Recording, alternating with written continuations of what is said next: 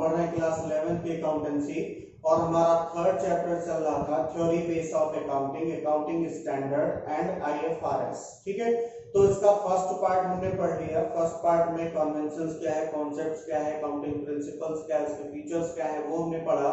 और अब हमारा जो सेकंड पार्ट है वो है अकाउंटिंग प्रिंसिपल्स में। अकाउंटिंग प्रिंसिपल है क्या, तो टोटल 11 प्रिंसिपल्स दिए गए हैं, तो उसमें से कुछ प्रिंसिपल्स आज देखते हैं कि है क्या। तो सबसे पहला जो हमारा प्रिंसिपल है वो क्या दिया है, अकाउंटिंग एंटिटी और बिजनेस एंटिटी प्रिंसिपल। अब ये अकाउंटिंग एंटिटी और बिजनेस एंटिटी प्रिंसिपल होता क्या है, ठीक है। देखिए, according to the business entity principle, business is considered to be separate and distinct from its owner.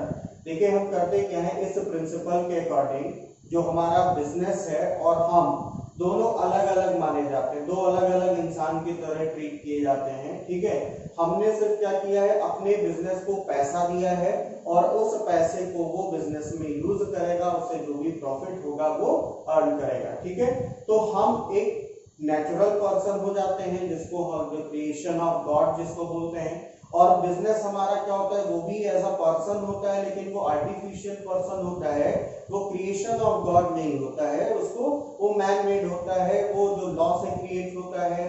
ठीक है, या जो इसके अंदर जो है ग्रुप ऑफ पर्सन वर्क करते हैं वो होता है। तो उसमें क्या होता है कि दोनों को सेपरेट माना जाता है, अलग अलग माना जाता है इस प्रिंसिपल के अकॉर्डिंग, कि जो बिजनेस है और ऑनर है दोनों अलग अलग है, एक दूसरे से उसका कोई रिलेशन नहीं है।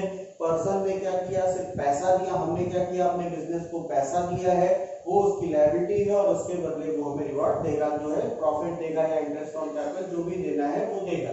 तो business transactions therefore are recorded in the books of account from the business point of view and not from that of the owner। तो इसका मतलब क्या है, इस प्रिंसिपल के अकॉर्डिंग कि जो बिजनेस है और ऑनर है दोनों को सेपरेट एंटिटी कर दिया, दोनों अलग अलग हैं, दोनों डेस्टिनेट है एक दूसरे से। ठीक है, और अगर कोई भी ट्रांजैक्शन होता है तो बिजनेस के जो ट्रांजैक्शंस हम रिकॉर्ड करेंगे वो बिजनेस के पॉइंट ऑफ व्यू से रिकॉर्ड होगा, ना कि ऑनर के पॉइंट ऑफ व्यू से रिकॉर्ड होगा। जैसे मान लीजिए हमने कोई बिजनेस स्टार्ट कर दिया, तो अगर मैं अपने घर का किराया पे करता हूँ, रेंट पे करता हूँ, रेंट पे रहता हूँ, या अपने बच्चे के स्कूल की फीस को मैंने सबमिट कर दी, तो वो मेरा पर्सनल एक्सपेंस होगा, वो बिजनेस के एक्सपेंस में रिकॉर्ड नहीं किया जाएगा। ठीक है, या मान लीजिए बिजनेस जिस बिल्डिंग में हो रहा है वो भी रेंट पे ले रखा है, उसका रेंट पे हुआ, तो वो बिजनेस के लिए एक्सपेंस होगा, हमारा नहीं होगा, वो बिजनेस के बुक में रिकॉर्ड किया जाएगा, बुक्स ऑफ अकाउंट में रिकॉर्ड किया जाएगा। तो बिजनेस एंटिटी प्रिंसिपल क्या है कि जो ऑनर और बिजनेस को सेपरेट करता है, डिस्टिंक्ट करता है एक दूसरे से, और इस प्रिंसिपल के अकॉर्डिंग कि कोई भी ट्रांजैक्शन अगर होगा तो बिजनेस के पॉइंट ऑफ व्यू से रिकॉर्ड किया जाएगा, ना कि ऑनर के पॉइंट ऑफ व्यू से। यानी ऑनर के एक्सपेंसेस बिजनेस के एक्सपेंसेस नहीं होंगे, ऑनर के पर्सनल इनकम बिजनेस का इनकम नहीं होगा, और जो बिजनेस का होगा सिर्फ वही रिकॉर्ड किया जाएगा, वो ऑनर में रिकॉर्ड नहीं किया जाएगा।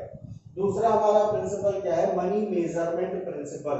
अब ये मनी मेजरमेंट प्रिंसिपल जब अकाउंटिंग आपने पढ़ा था कि अकाउंटिंग है क्या, तो उसमें सबसे पहले आइडेंटिफाइंग मेजरिंग आ गया था, दूसरा पॉइंट क्या था, मेजरिंग। मतलब दूसरा काम क्या होता है अकाउंटिंग का कि जो भी हमारे फाइनेंशियल ट्रांजैक्शन या इवेंट्स हैं उसको मनी के टर्म में मेजर किया जाता है।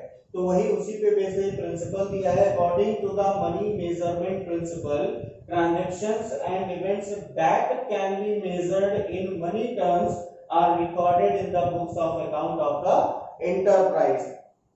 तो इस प्रिंसिपल के अकॉर्डिंग हम बिजनेस के उन्हीं ट्रांजैक्शंस को रिकॉर्ड कर सकते हैं जो मनी के टर्म में मेजर किए जा सकते हैं। जैसे हमने कोई गुड्स खरीदा, और अगर गुड्स खरीदा तो उसकी जो वैल्यू होगी वो मनी के टर्म में होगी, उसको हम रिकॉर्ड करेंगे। लेकिन हमारे यहाँ कोई एम्प्लॉय है, वो बहुत अच्छा काम करता है, उसका एफर्ट अच्छा है, कि उसके एफर्ट्स की वजह से हमें प्रॉफिट मिलता है, उसके जो बिजनेस कनेक्शंस है उसकी वजह से हमें प्रॉफिट मिल जाता है, तो हम उसकी क्वालिटी को रिकॉर्ड नहीं करेंगे, यानी उसकी क्वालिटी को हम यहाँ पे मनी के टर्म में मेजर नहीं कर सकते हैं।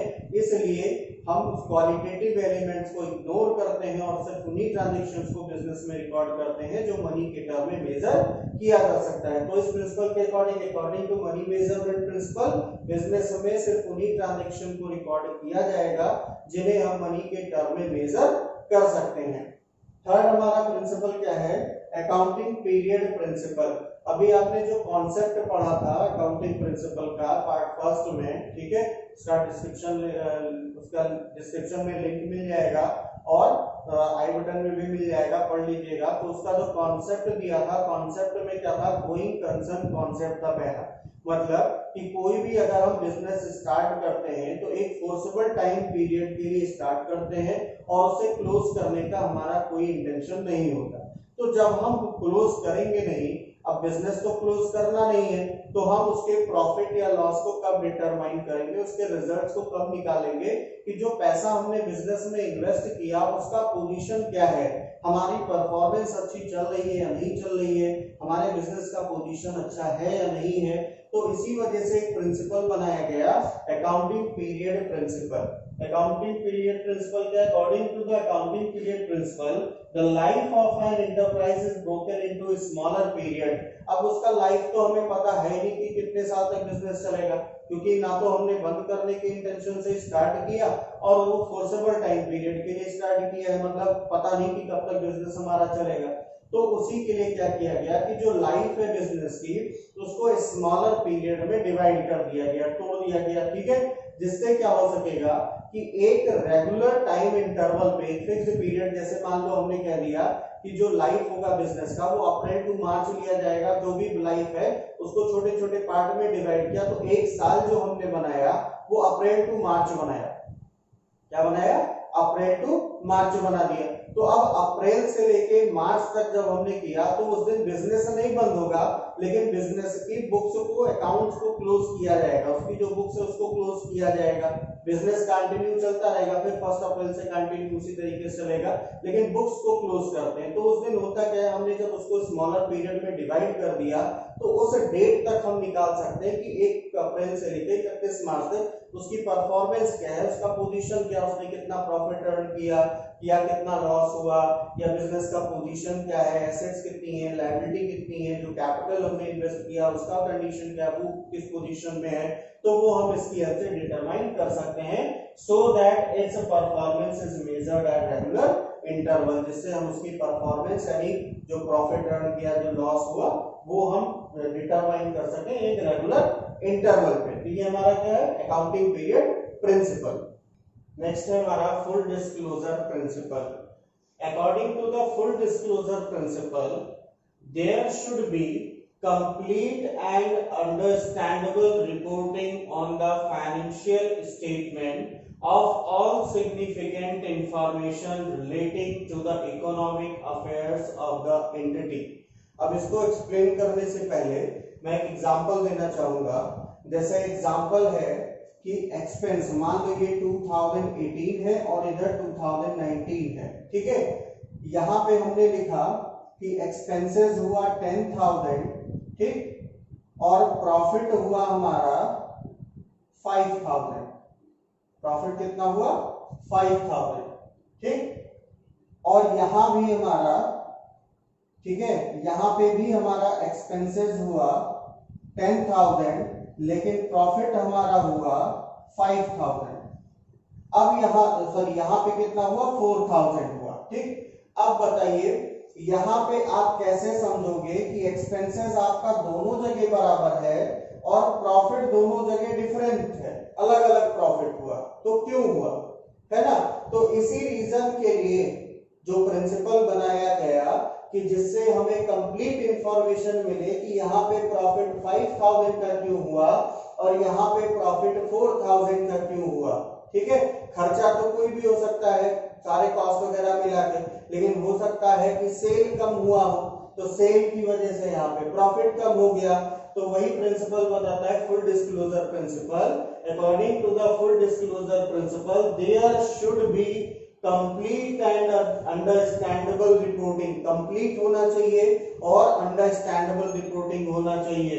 ऑन द फाइनेंशियल स्टेटमेंट, जो फाइनेंशियल स्टेटमेंट हम बनाएंगे ऑफ ऑल सिग्निफिकेंट इंफॉर्मेशन, उन सारे सिग्निफिकेंट इंफॉर्मेशन से रिलेटेड जो हमारे किससे रिलेटेड हो, economic affair of the entity से रिलेटेड हो, हमारी एंटिटी के इकोनॉमिक अफेयर से रिलेटेड हो। ठीक है, यानी कि अगर कोई भी ट्रांजैक्शन हुआ है, कोई भी इंफॉर्मेशन हम दे रहे हैं, तो विथ रीजन हमें उसका इंफॉर्मेशन देना होगा जिससे कि वो अंडरस्टैंडेबल हो और रीजनेबल भी हो, जिसपे हम भरोसा कर सके या मान सके कि हाँ ये इस वजह से यहाँ पे कम हुआ है, कोई गड़बड़ी नहीं की गई है यहाँ पे। ठीक है, तो ये हमारा है फुल डिस्क्लोजर प्रिंसिपल। नेक्स्ट है मैटेरियलिटी प्रिंसिपल। मैटेरियलिटी प्रिंसिपल क्या है कि ये प्रिंसिपल किसको रेफर करता है, relative importance of an item और एन इवेंट। मतलब कोई भी अगर आइटम है या कोई भी इवेंट है, ट्रांजैक्शन है, तो उसका रिलेशन कितना है उस एंटिटी से या उस ट्रांजैक्शन से, वो डिपेंड करता है। जैसे एक एग्जांपल के लिए, अगर किसी बिजनेस का टर्नओवर 1,50,000 रुपए का है और उसको बिल्डिंग के रिपेयर पे एक्सपेंड करना पड़ता है कितना, 2.5 लाख रुपए, 2,50,000 रुपए, 2,50,000 रुपीज, तो ये उसका मटेरियल होगा, डिपेंड करता है उसके साइज पे कि किस टाइप का या किस साइज का एक्सपेंस किया गया है, तो वो उससे रिलेटेड होगा, या कौन सा ऐसा इवेंट है जो उसके आसपास है या उससे रिलेटेड है, रिलेशन उससे रखता है जो उससे रिलेट करे। जैसे अब मान लो कोई 15 करोड़ रुपए का बिजनेस है और 1 लाख रुपए उसने रिपेयर पे खर्च किया, तो वो उसके लिए कोई रिलेटिव आइटम्स नहीं होगा। तो ये होता है हमारा मैटेरियलिटी प्रिंसिपल। नेक्स्ट है हमारा प्रूडेंस प्रिंसिपल और कंजर्वेटिज्म प्रिंसिपल। अब ये क्या है, the prudence principle is many a time describe using the phrase do not anticipate a profit but provide for all possible losses. देखिए, अब जो हमारा ट्रांजैक्शन होता है वो इंटरनल और एक्सटर्नल दो होता है, बिजनेस ट्रांजैक्शन आपने पढ़ा है। ठीक है, तो इंटरनल में क्या होता है कि कुछ इंटरनल ट्रांजैक्शंस होते हैं। तो इंटरनल ट्रांजैक्शन है क्या, ठीक, तो इंटरनल ट्रांजैक्शन में जैसे डेप्रिसिएशन हो गया, जो हम खुद से कैलकुलेट करते हैं अपने बिजनेस में, कोई थर्ड पार्टी जिसमें इन्वॉल्व नहीं होती, या कोई बैड डेब्ट हो गया, हम उसे डिटरमाइन कर लेते हैं, प्रोविजन कर लेते हैं कि कितना बैड डेब्ट हो सकता है।